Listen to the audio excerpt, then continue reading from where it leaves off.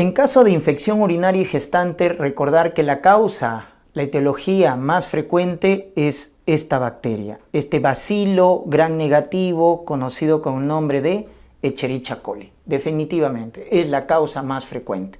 ¿Estamos?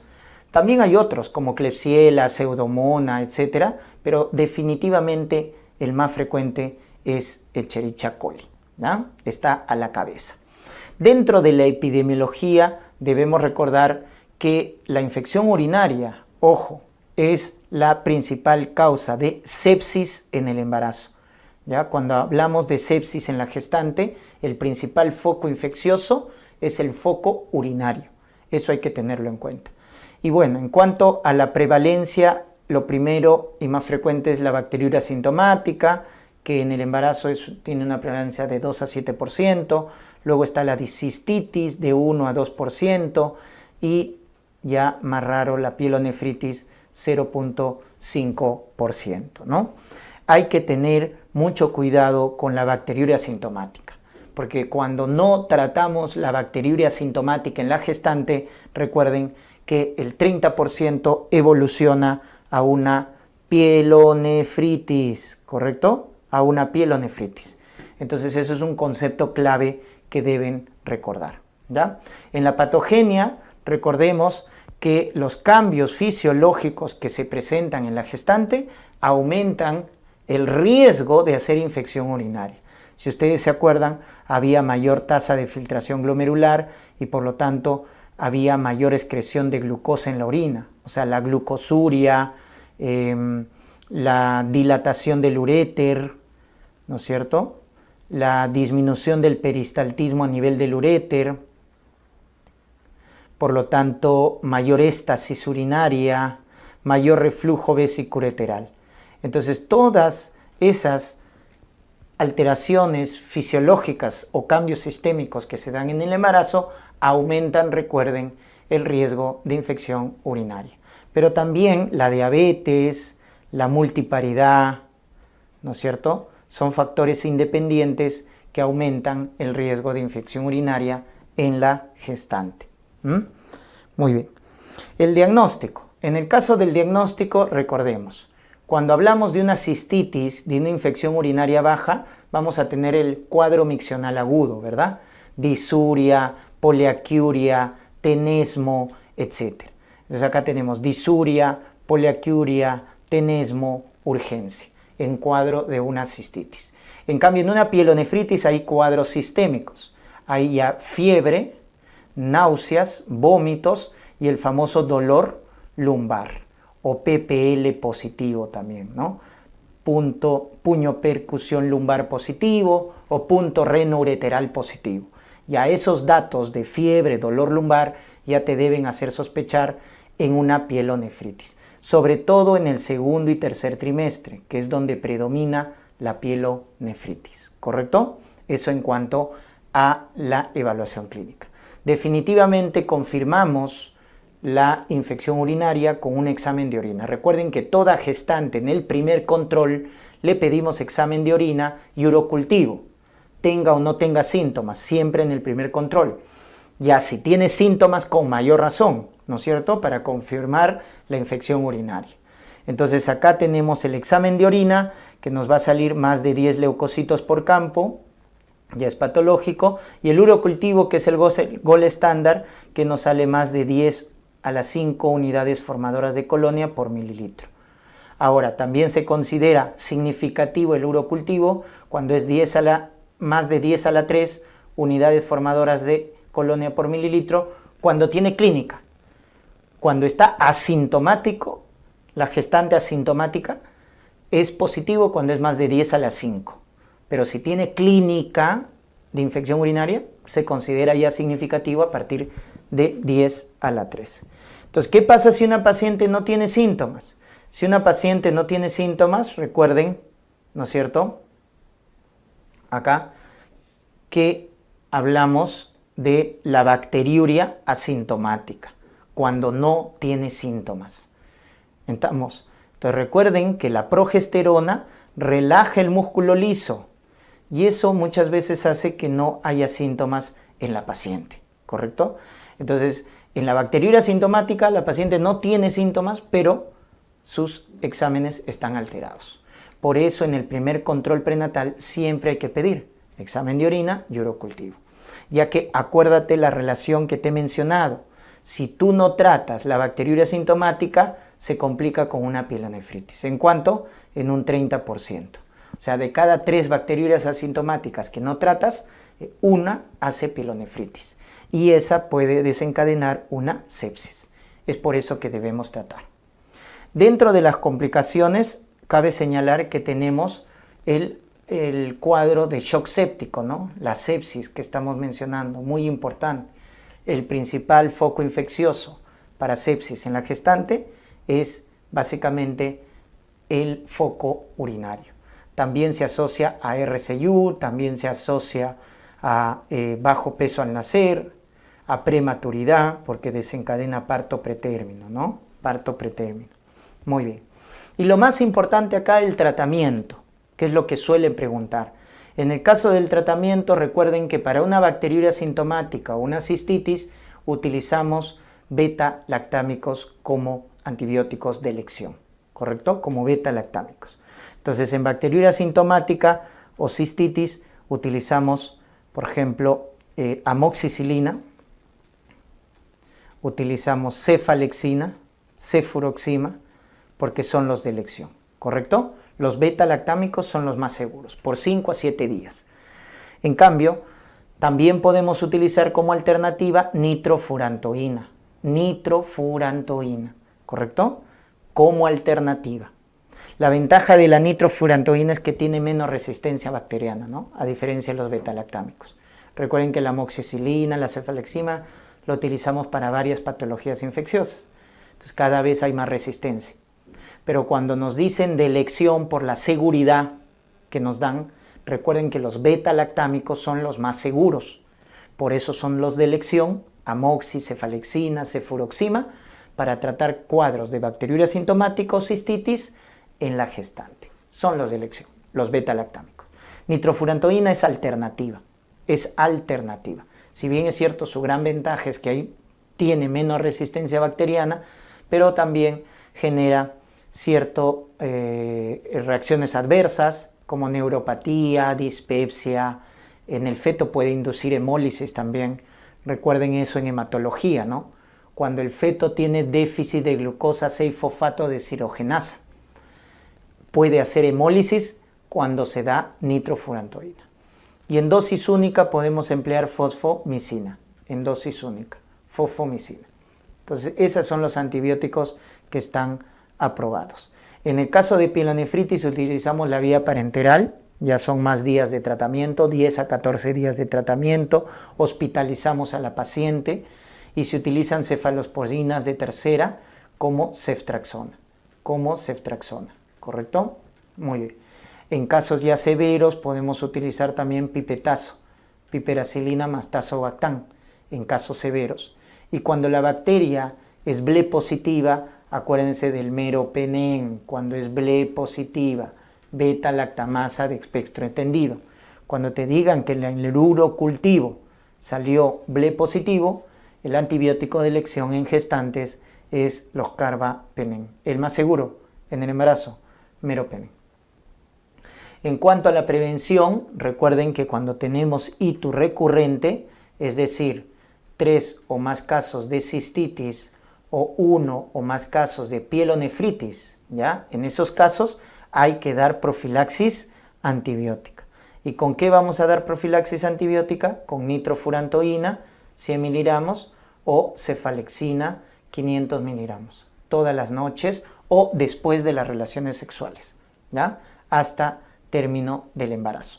Entonces, esa es la profilaxis antibiótica que se debe hacer en casos de ITU recurrente, bien con nitrofurantoína o bien con cefalexina. Otra infección que se puede presentar durante el embarazo es la coriomionitis, doctores, ¿ya? Acá, en relación a la etiología bacteriana, principalmente, tenemos 2 cuadros. La llamada etiología o la llamada coriomionitis clínica y la llamada subclínica. Miren, en la coriomionitis clínica, o sea, la que va a tener síntomas, etc., destaca, recuerden, destaca lo que viene a ser Escherichia coli y la bacteria, ¿no?, el estreptococo beta hemolítico del grupo B, que es el Streptococcus agalactiae, que si te das cuenta son los mismos causantes de sepsis neonatal, ¿verdad? Escherichia coli y Streptococcus beta hemolítico del grupo B, agalactiae. Y en la subclínica tenemos a la cabeza ureoplasma. Ureoplasma, que es el que más se aísla, y luego está micoplasma. Entonces, esas son las etiologías dependiendo del tipo de corioamnionitis, ¿no? La clínica, que va a debutar con síntomas, manifestaciones clínicas, y la subclínica, que es asintomática, que va a ser un hallazgo, ya sea en el hemograma o ya sea en los estudios del líquido amniótico. Muy bien. En cuanto a la patogenia, la vía más frecuente es la vía ascendente. Recuerden, ¿ya? La vía ascendente. Igual que infección urinaria, igual que enfermedad pélvica inflamatoria. Las bacterias colonizan primero el tracto genital inferior, ¿correcto? Y luego ascienden, como pueden ver, a la zona coriodecidual, líquido amniótico, anexos y también finalmente al feto, ¿no? Entonces, la vía de infección más frecuente es la vía ascendente, ¿ya? Muy bien. Luego tenemos los factores de riesgo. En relación a los factores de riesgo debemos recordar el RPM prolongado. Ese RPM que dura más de 18 horas aumenta el riesgo de corioamnionitis. RPM prolongado, muchos tactos vaginales, la presencia de infecciones genitales bajas, también la vaginosis bacteriana, la vaginitis, etcétera, también condicionan a corioamnionitis. La misma obesidad, la misma diabetes, también aumenta el riesgo de corioamnionitis. El parto prolongado, ojo, un parto que se prolonga, ¿no?, en general más de 12 horas, ya aumenta el riesgo de infección. Muy bien. En cuanto al diagnóstico de corioamnionitis, recordemos, el diagnóstico clínico es que vamos a tener fiebre en el tercer trimestre. ¿Correcto? Fiebre en el tercer trimestre. ¿Estamos? Muy bien. Esa fiebre en el tercer trimestre, ¿de qué se acompaña? De otros signos, como por ejemplo, la taquicardia materna. Entonces, frecuencia más de 100. O lo más específico, taquicardia fetal, latidos cardíacos fetales más de 160. La irritabilidad uterina, ¿correcto? La pérdida de líquido fétido, purulento, a través o mediante la zona transvaginal. Entonces, si tengo en el tercer trimestre fiebre con taquicardia materna, con taquicardia fetal, con irritabilidad uterina, con pérdida de líquido fétido, purulento, nos debe hacer sospechar de una corioamnionitis clínica. Pero ¿cómo la vamos a confirmar? La confirmamos con el gold estándar, que es el estudio de líquido amniótico, pero también tenemos pruebas, como por ejemplo el hemograma que nos va a salir una leucocitosis, más de 15.000 leucocitos. Entonces, leucocitosis con desviación izquierda, Y esto nos apoya cuando sospechamos una corioamnionitis subclínica, la subclínica, ¿no?, en la cual no vamos a tener estos síntomas, pero el hemograma ya sale patológico. Te recuerden que hay una leucocitosis fisiológica en el embarazo, pero va de 9.000 a 15.000. Cuando ya es más de 15.000, más de 16.000, ya es patológica. Y más si viene con desviación izquierda, pues, porque en un embarazo normal no hay desviación izquierda. Entonces eso ya nos orienta a infección. Pero el gol estándar definitivamente es el estudio de líquido amniótico, que nos va a decir que la tinción Gram salió positivo. O sea, la prueba, acá muchos se confunden, piensan que al decir Gram positivo me estoy refiriendo a las bacterias. No. Tinción, o sea, la prueba de tinción Gram salió positivo, o sea que se encontró bacterias. O cultivo positivo, porque recuerden que el líquido amniótico es estéril. O también el consumo de glucosa en el líquido amniótico, menos de 15 miligramos, algunos dicen menos de 30, pero bueno. O el aumento de leucocitos, más de 50. ¿correcto? Entonces, eso también. El consumo de glucosa y el aumento de leucocitos a nivel de líquido amniótico también nos hace sospechar de infección. Entonces, finalmente, el estudio de líquido amniótico va a ser el gol estándar, ¿no? Muy bien. En cuanto a las complicaciones, recordemos que tenemos complicaciones maternas y tenemos complicaciones fetales. Dentro de las complicaciones maternas, una corioamnionitis predispone a una endometritis, por ejemplo, en el posparto, predispone a atonía uterina y por lo tanto hemorragia posparto. Estamos, endometritis, atonía uterina. Y dentro de las complicaciones fetales, sepsis neonatal, sobre todo en los casos de corioamnionitis clínica. O parálisis cerebral, daño del sistema nervioso. Y esto sobre todo se ve en los cuadros de corioamnionitis subclínica. Y finalmente el tratamiento, que es terminar el embarazo de forma inmediata. Ese es el tratamiento en una corioamnionitis. Finalizar la gestación de forma inmediata, independientemente de la edad gestacional. Siempre que diagnosticas corioamnionitis, debes pensar en terminar el embarazo, ¿correcto? De forma inmediata. Y ahí muchas veces se confunden, porque piensan que va a cesárea. No, la primera vía del parto es vaginal, por lo tanto haremos inducción del parto vaginal. Y eso lo complementamos con antibióticos. El esquema, ampicilina más gentamicina, como sepsis neonatal. Ampi más genta, ¿correcto? Ampi más genta. Muy bien, pero recuerden, la primera vía del parto es la vía vaginal, por lo tanto tendré que hacer inducción. Ya si nos dicen que la inducción es fallida 2 veces, ya si nos dicen que hay indicaciones obstétricas como un feto podálico, un feto en transverso, un DCP, etc., o datos de un estado fetal no tranquilizador, recién ahí plantearemos la cesárea. La cesárea es el último recurso, ¿correcto? Por eso no se equivoquen, quítense el pensamiento de que toda corioamnionitis o toda preeclampsia también va a cesárea. No es así, ¿correcto? Muy bien. Entonces, cuando hay una corioamnionitis, terminamos el embarazo de forma inmediata. Ahora, ¿qué hacemos? Inducción del parto, porque la vía vaginal es la primera opción. Solo cuando hay indicaciones obstétricas o la inducción fallida, recién ahí cesárea, ¿correcto? Muy bien. Luego tenemos acá la endometritis. En el caso de la endometritis, recordemos la etiología es polimicrobiana, ¿correcto? Es una etiología polimicrobiana, pero donde predominan los anaerobios. Dentro de los factores de riesgo, debemos comentar, tenemos a los casos o el principal factor de riesgo, ojo, es la vía del parto. ¿Y qué vía del parto es la que más se asocia a endometritis? La cesárea. Ese es el principal factor de riesgo. Por eso, toda gestante que se va a someter a cesárea, ¿qué debe recibir, doctores? Profilaxis antibiótica. Si no, va a ser endometritis. ¿Se dan cuenta? Entonces, es el principal factor de riesgo.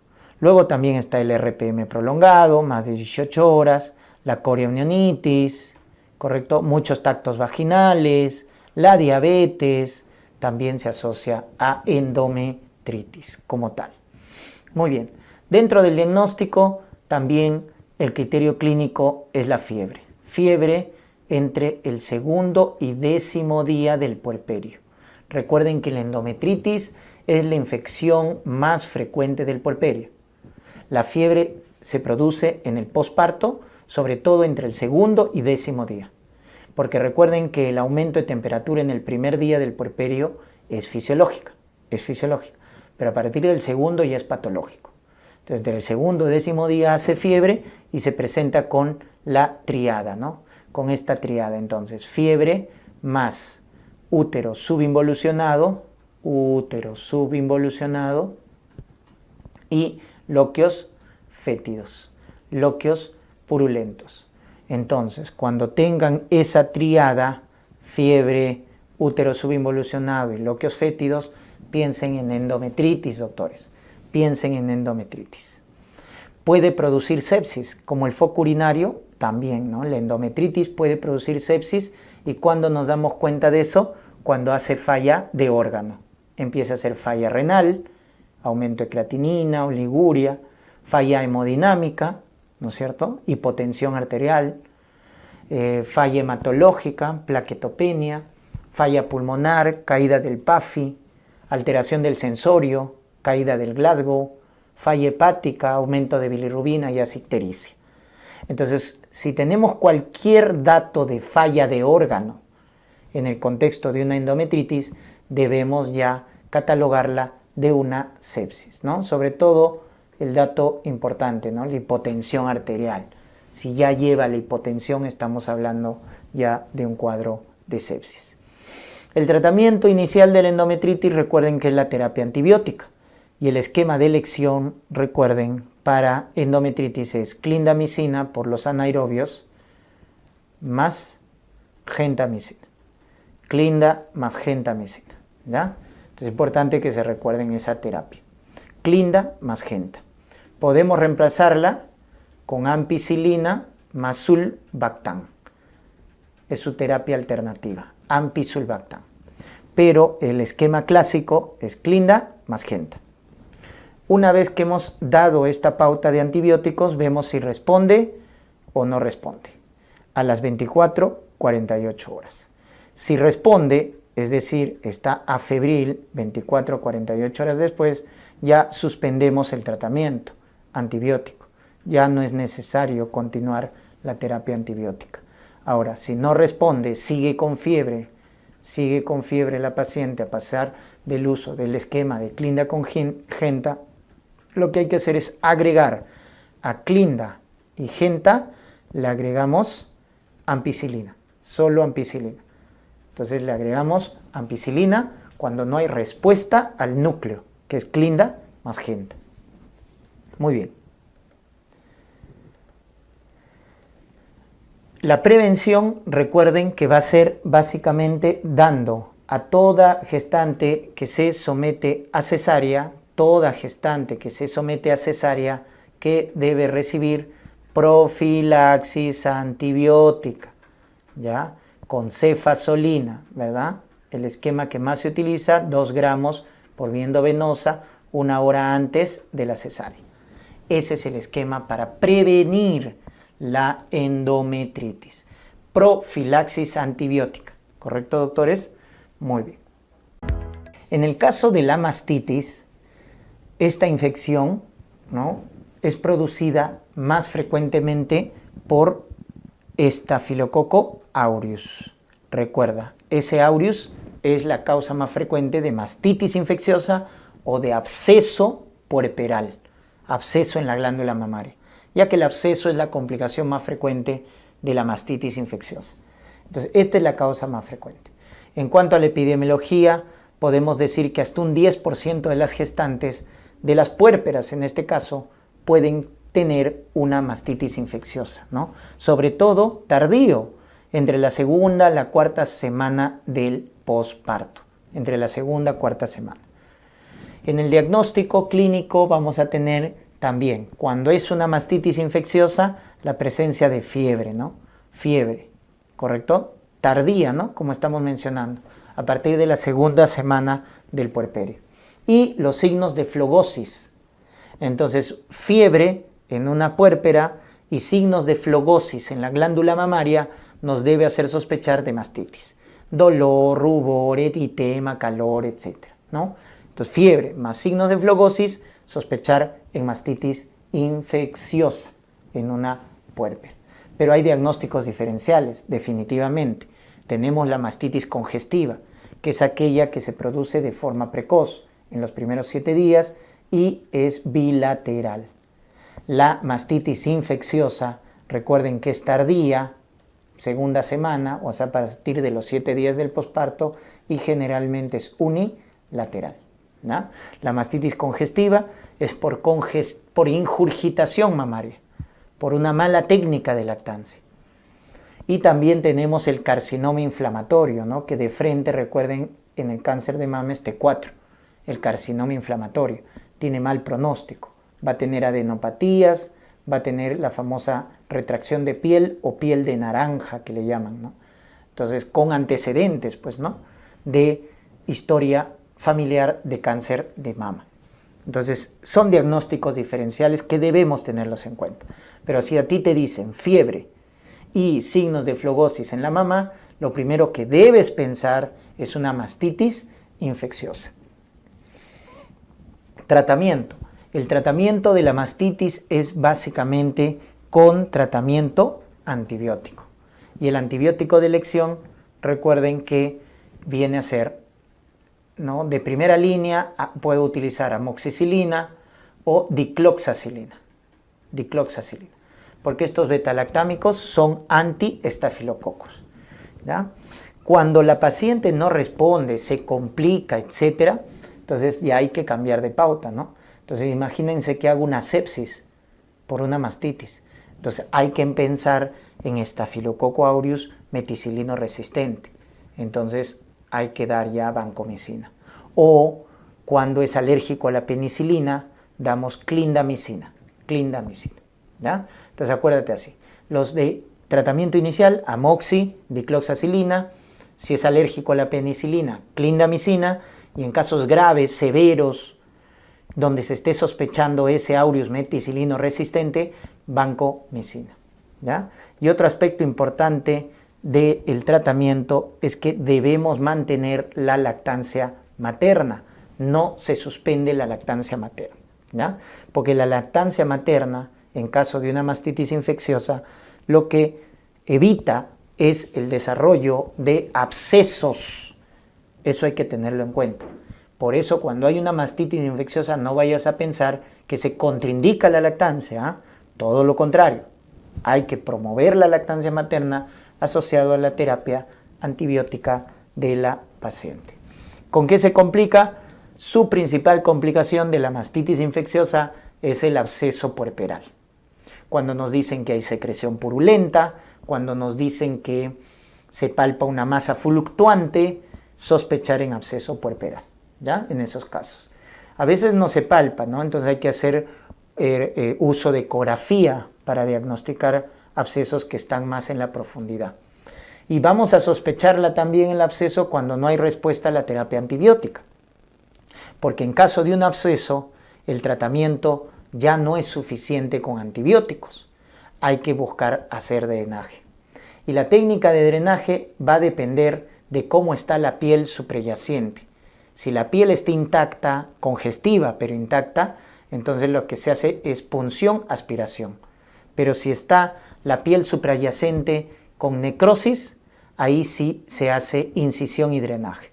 Entonces si la piel está intacta, o sea, la piel que está sobre el absceso está intacta, se hace aspiración, ¿no es cierto? Aspiración. En cambio, cuando ya está necrótica, ahí se hace una incisión y drenaje.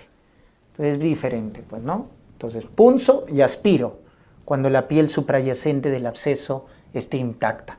Pero si ya vemos que está necrótica, etcétera, ahí sí hago incisión y hago drenaje. ¿Correcto? Muy bien.